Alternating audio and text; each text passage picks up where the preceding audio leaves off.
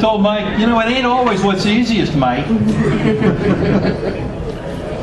But, you know, that was really nice that you named Mike Esposito, because I think he would like to hear, Mike, if you're listening to that, that was nice. Mike was the greatest guy. He was very fun. He's the main reason I enjoyed working in production at Marvel. Mike was a super nice guy, and I did backgrounds for him.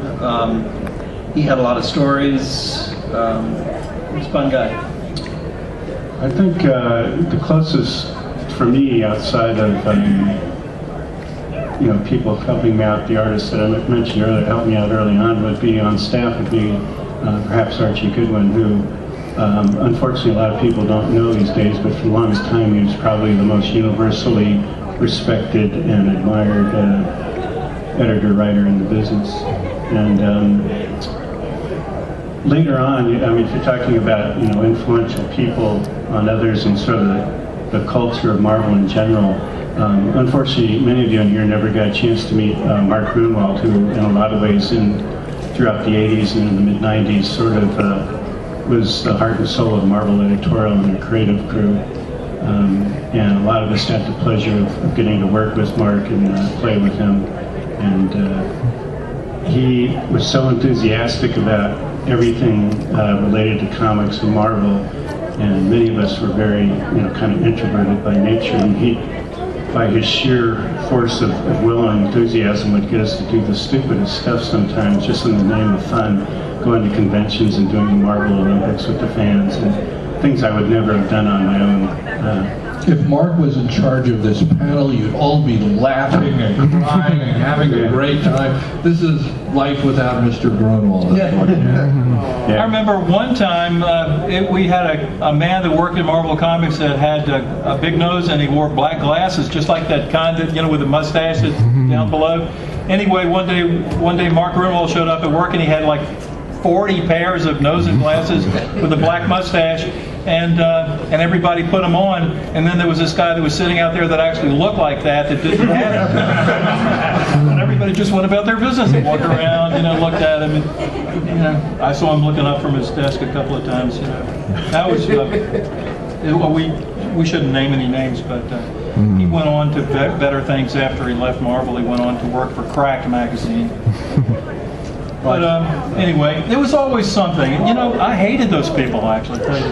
I was trying to get some work done up there. You know, there was always crazy stuff going on, right? I mean, it was hard to work there. There was some insanity going on all the time. Well, I had an office with a door on it, so I didn't have to deal with it. The bullpen was wide open. It was kind of yeah, but you know what? But they put a lock on the outside of your door, Bob. The guy's out.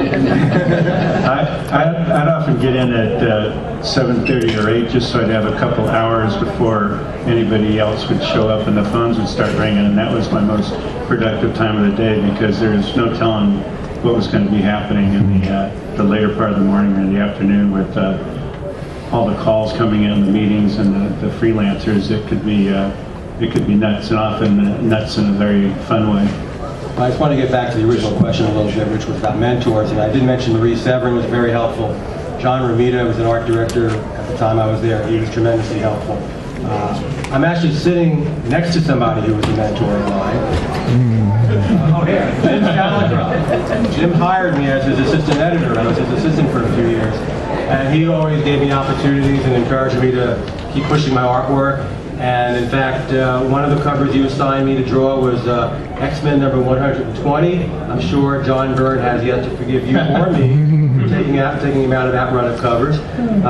So I just want to say, just generally, Marvel, over the years I was there, was a very supportive atmosphere. Even people who've had somewhat controversial reputations, like former editor-in-chief Jim Shooter, gave me tremendous opportunities while I was there. For other people as well. So it was really a good environment to get a lot of support and a lot of people encouraging you to keep pushing your craft further and further. Yeah, the good thing about Marvel in the early days was you could hang out in the office all day long. I got a lot of my early jobs just by being in the office when a job would come in. So it was a much smaller business and kind of a friendlier atmosphere in the early days. You could hang out there all night long, too. Yeah. There were people that moved to New York that didn't have an apartment. They just went up to the Marvel Comics offices and they started working. And at 5 o'clock, people started going home. 6 o'clock they went home. The cleaning lady came in. She cleaned the place. The guy's still sitting there working. The cleaning lady leaves. He goes to sleep on the couch, wakes up the next day, and does it all again. We're not naming any names. It wasn't me. If you were thinking it was me, you were wrong. That's also what was happening. I lived in a broom closet. That was also what was happening at Continuity. They associates, that sort of thing. Those couches at Marvel Comics served double duty. They were a good place to sit while you were waiting for somebody to look at your portfolio if you were an aspiring artist or writer, and I suppose they were a place that people could sleep at night that hadn't made it yet. But those were the good old days. Yeah, they also used to actually have artists working in the Marvel office when I started there. Ross Andrew had his drawing table up on the next floor above us. Like I said, Frank G. Coy and Mike Esposito were there. So occasionally they would have artists working right in the office.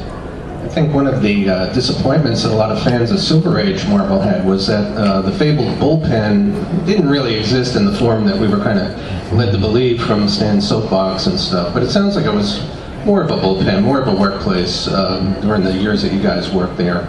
And would you characterize it that way? Was it like any other office in America? Was it on some level like working in a real estate office in Dubuque or something? Or was there a special quality to it that really... People just wrapped up in saran wrap in real estate offices in Dubuque. I've never been to one there, so I don't know. That would be a typical day at Marvel. It was a fun place to work. I was on staff there and worked in the bullpen for 6 years. And it really was a fun place to work. And it was the first real job that I ever had, so I didn't really have much of a frame of reference. And it was only after I left Marvel Comics and I realized that other people, don't act like that. And it was never going to be the same ever again. But when, people went home at 5, on Friday afternoon, if people went home at 5:30, 6 o'clock in the evening, people would say, "Have a nice weekend," and they really meant it. And it was really great. In fact, the first time I ever went up, and I hope I'm not monopolizing the conversation here, but the first time I ever went up there, I was a painter and a sculptor, and I was accompanying a young woman who worked at Marvel Comics, and I thought, this would be a nice place to work if I ever had to get a real job. But I was never planning on getting a real job. I just thought it was, well, that's pretty nice. But when I wasn't able to support myself making paintings and sculpture, I decided I'm going to have to do something else to make a living, and I'll go back to maybe that place where my girlfriend worked. They seemed pretty nice there. And they were nice. They gave me pens and pencils, and they told me to go home and practice my lettering. And I came back, and they were encouraging. And then one day I saw an ad in the newspaper that they were looking in the New York. People used to get jobs by looking in the back of the New York Times in the old days. And I saw there was a job for somebody to do lettering, and that's what I thought I could do that. They had already rejected my artwork. And I remember the guy that looked at my artwork, looked at my portfolio, and at some point he just got up from looking at my portfolio, walked across the room, went back wherever he was, and the door closed. There's no other way to say it. That was a guy who was a great artist. Is Dan Adkins. I don't know if you know him. He was one of Wally Wood's greatest assistants.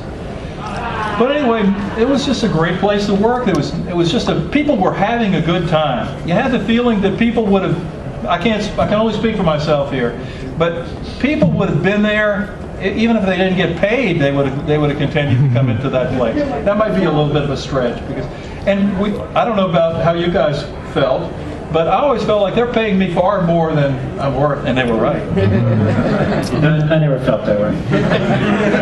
Look, your stuff is great. I can understand it. I can understand it. There were a few exceptions, but most of the people up there were up there because they loved comics and they loved the fact they got to be able to make them, and they enjoyed each other's company. And I knew it was a kind of a rare bit of corporate culture. I just didn't realize how rare it was till after my Marvel days were over, that sort of culture could exist. And we got a lot of work done.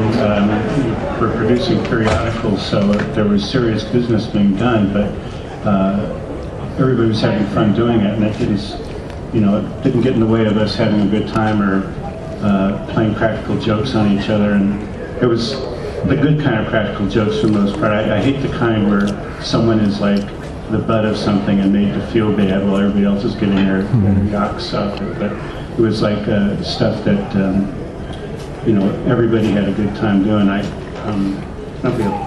are we doing on time? I can give you an example. You can leave any time, Carl. I think one